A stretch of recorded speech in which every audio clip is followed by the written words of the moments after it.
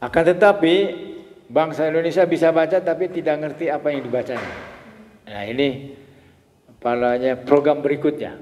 Kenapa? Karena minat bacanya kurang. Jadi bacanya itu harus diulang-ulang. Ya. Penelitian menunjukkan bahwa dari 1000 orang Indonesia itu hanya 1 yang gemar membaca. Padahal agamanya Islam. Islam itu mengajarkan membaca itu Iqra, ya, wahyu yang pertama. Kemudian yang menyedihkan lagi adalah umat Islam di Indonesia itu 70% tidak suka sholat. Nah, kemudian dalam baca Quran itu hanya 3% dari umat Islam di Indonesia yang mampu membaca Quran dengan benar dan enak didengar.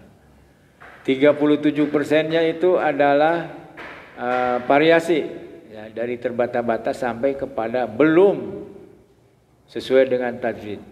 Nah, yang memprihatinkan adalah 60% umat Islam Indonesia buta huruf Al-Quran. Nah, itu ya. Tuh, kembali lagi ke laptop bahwa ke depan itu di HP-nya sudah ada kamus besar kamus besar KBBI, ya. Kalau nggak salah yang ke nanti di HP saya.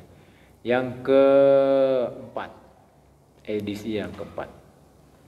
Sok nanya dulu atuh, masa nggak ada pertanyaan?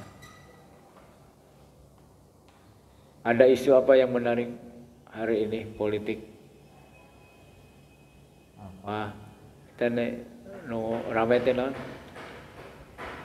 Cek pribadi. Dinasti politik, ya. Kemudian itu Gibran tuh. Apa namanya tuh? Akunnya? Kuya-kuya atau apa? Iya. Apa ya? Aduh. Mas? Lupa, Pak. Aduh. Passionnya apa sih, Mas? Ya, itu ya. Lanjut ke yang tadi dibahas satu persatu, martabat, harkat. Nanti kita cari ya. Biasanya saya cari dulu di kemudian dikirim tuh. Gampang itu, tinggal di screenshot ya. Kemudian. Jadi apa di butir Pancasila sila yang kedua ya? Kedua, butir yang pertama. Itu katanya apa tadi? Martabat, harkat, apa lagi? Iya, Mas baca itu. Derajat, harkat,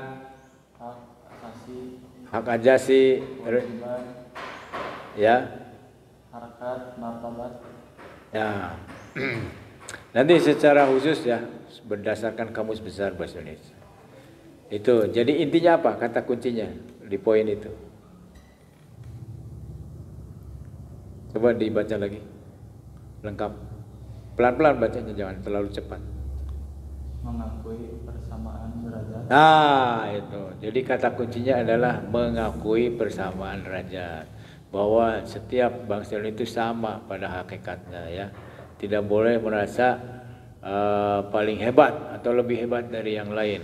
Di dalam Islam itu surat Al-Hujurat ayat 13 ujungnya itu inna akramakum indallahi atqakum. Sesungguhnya yang paling mulia di sisi Allah adalah orang yang takwa.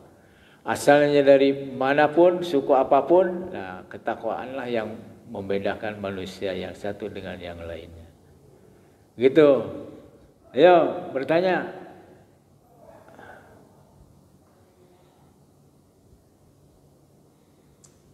Ya lanjut giliran butir yang kedua.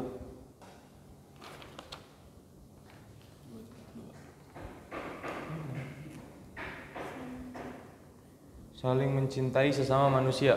Saling mencintai sesama manusia. Ya. Di dalam konsep Islam itu Rahman dan Rahim. Saling mencintai sesama manusia. Apa bentuk cintanya?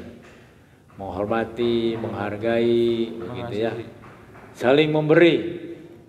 Ya, saling memberi. Jadi 46 butir Pancasila itu kemudian dijadikan peraturan-peraturan, ya. Misalnya peraturan pemerintah, undang-undang, gitu ya. Atau dari atas dulu, Pancasila. Pancasila itu dijabarkan menjadi pasal-pasal dalam Undang-Undang Dasar 45. Ya. Undang-undang pasalnya itu dijabarkan dalam bentuk ya, pasal-pasal di dalam Undang-Undang Dasar 45 dirinci menjadi undang-undang. Oh, sekarang udah punya undang-undang berapa tuh? Misalnya undang-undang tentang pajak, undang-undang tentang tanah, undang-undang tentang lalu lintas. Nah, semuanya itu ada aturannya sebagai pedoman untuk melakukan sesuatu bagi bangsa Indonesia di dalam hidup bermasyarakat, berbangsa dan bernegara. Nah, dalam skala tertentu itu dievaluasi, maka yang di dalam bahasa konstitusi itu ada yang namanya amandemen. Undang-Undang Dasar 45 itu disahkan tanggal 18 Agustus 1945, kemudian direvisi di amandemen tahun 1999 sampai tahun 2001 kalau nggak salah, 2002. Nah, itu. Nah, hasilnya semakin amburadul. Ya, sekarang itu KKN itu semua lini, ya, semua tingkatan masyarakat. Kalau dulu itu di birokrasi aja itu KKN itu, di Pemda, ya. Sekarang sudah semuanya. Nah itu, jadi saya harus berhentikan dulu.